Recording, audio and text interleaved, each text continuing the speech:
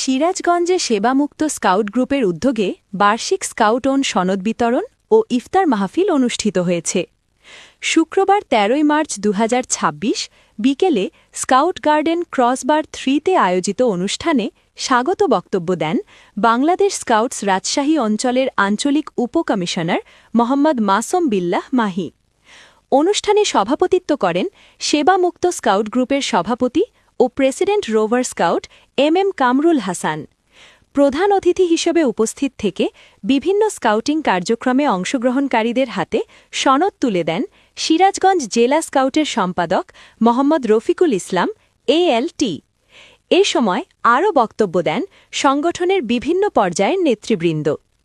উল্লেখ্য, সেবামুক্ত scout group নিয়মিতভাবে অসহায়দের মাঝে খাদ্য ও শীতবস্ত্র বিতরণ, মেধাবী শিক্ষার্থীদের শিক্ষা উপকরণ প্রদান, বিনামূল্যে চক্ষু চিকিৎসা কার্যক্রম এবং শহর পরিষ্কার পরিচ্ছন্নতা অভিযানে কাজ করে আসছে।